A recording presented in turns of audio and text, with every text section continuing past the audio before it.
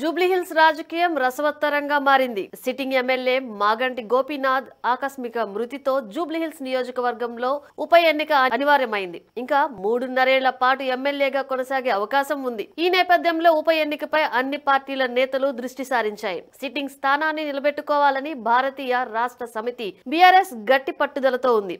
ఇక ఈ స్థానాన్ని గెలుచుకుని హైదరాబాద్ సిటీలో తమకు కూడా బలముందని చెప్పుకునేందుకు కాంగ్రెస్ ప్లాన్ చేస్తోంది. ఇక జీహెచ్ఎంసీ ఎన్నికల్లో సత్తా చాటాలంటే దానికి జూబ్లీహిల్స్ ఉప ఎన్నికతోనే మొదలు పెట్టాలనేది బీజేపీ నేతల ప్లాన్. ఏపీలో బీజేపీ, టీడీపీ, జనసేన పార్టీల మధ్య పొత్తు కొనసాగుతోంది. అటు కేంద్రంలో బీజేపీ నేతృత్వంలోని ఎన్డీఏ సర్కార్లో టీడీపీ, జనసేన భాగస్వాములుగా కొనసాగుతున్నాయి. దీంతో ఆ పొత్తును ఇలాగే కొనసాగించాలనేది 3 పార్టీల నేతల అభిప్రాయం. జూబ్లీహిల్స్ లో జరిగే ఉప ఎన్నికలో టీడీపీ తరపున నందమూరి సుహాసినిని పోటీలో నిలబెట్టాలనేది చంద్రబాబు ప్లాన్. ఇందుకోసం ఇప్పటికే బీజేపీ నేతలతో మంతనాలు కూడా జరుపుతున్నారు. తెలంగాణలో తెలుగుదేశం పార్టీకి గట్టి పట్టు ఉందనేది ఈ ఎన్నిక ద్వారా రుజువు చేయాలనేది చంద్రబాబు వ్యూహం. ఈ ఎన్నికల్లో గెలుపుతో తెలంగాణలో తెలుగుదేశం పార్టీకి పూర్వ వైభవం తీసుకువచ్చేందుకు కూడా ప్లాన్ చేస్తున్నారు. కాంగ్రెస్ పార్టీ తరపున మాజీ క్రికెటర్ అజారుద్దీన్ పేరు బాగా వినిపిస్తోంది. ఎంఐఎం పార్టీ మద్దతు కూడా అజారుద్దీన్ కు ఉంటుందని హస్తం నేతలు భావిస్తున్నారు. ఎంఐఎం మద్దతిస్తే సునాయాసంగా గెలుస్తామనేది కాంగ్రెస్ నేతల మాట. ఇదే సమయంలో నవీన్ యాదవ్, విజయారెడ్డి కూడా టికెట్ ఆశిస్తున్నారు. గ్రేటర్ పరిధిలో సీటు కావడంలో ఈ ఎన్నికపై కాంగ్రెస్ స్పెషల్ ఫోకస్ పెట్టింది. 2023 అసెంబ్లీ ఎన్నికల్లో గ్రేటర్ పరిధిలో కాంగ్రెస్ ఒక్క సీటు కూడా గెలవలేదు. జూబ్లీహిల్స్ ఉప ఎన్నికలో గెలిచి ఆ లోటు తీర్చుకోవాలనే పట్టుదలతో కాంగ్రెస్ స్పెషల్ ఫోకస్ పెట్టింది.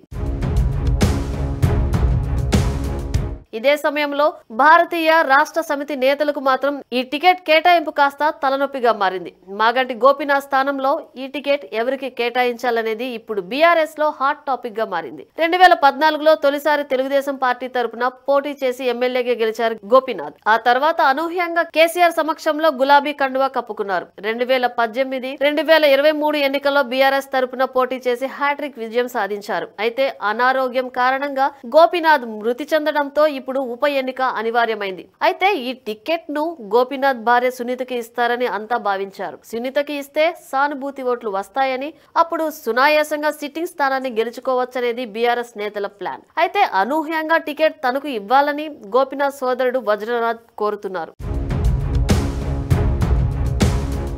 జూబ్లీహిల్స్ రోడ్ నెంబర్ 66లోని తన కార్యాలయంలో మాగంటి గోపీనాథ్ సంతాప సభ నిర్వహించారు. తల్లి మహానంద కుమారితో కలిసి గోపీనాథ్ చిత్రపటానికి నివాళి అర్పించారు. 1983 నుంచి తమ కుటుంబం రాజకీయాల్లో కొనసాగుతోందని, 2014 నుంచి తన తమ్ముడు గోపీనాథ్ గెలుపు కోసం తాను కూడా పనిచేస్తున్నట్లు వెల్లడించారు. తన తమ్ముడితో కలిసి పనిచేశానని, అన్ని డివిజన్లలోని బీఆర్ఎస్ నాయకులు, నా కార్యకర్తలతో తనకు చక్కటి పరిచయాలున్నాయన్నారు. గోపీనాథ్ లేడని ఎవరు భయపడవద్దని భరోసా ఇచ్చిన వజ్రనాథ్ ప్రతి ఒక్కరికి అండగా ఉంటానని హామీ ఇచ్చారు. తనకు టికెట్ ఇస్తే తప్పకుండా గెలుస్తానని ధీమా వ్యక్తం చేశారు వజ్రనాథ్. తన పెద్ద కుమారుడిని కూడా ఆదరించాలని మహానంద కుమారి చేసిన వ్యాఖ్యలు ఇప్పుడు బీఆర్ఎస్ నేతలను ఇరుకున పెట్టాయి. ఉప ఎన్నికల్లో గోపీనాథ్ భార్య సునీతకు టికెట్ ఇస్తారా లేక సోదరుడు వజ్రనాథ్కు ఇస్తారా అనే విషయం ఇప్పుడు హాట్ టాపిక్ గా మారింది.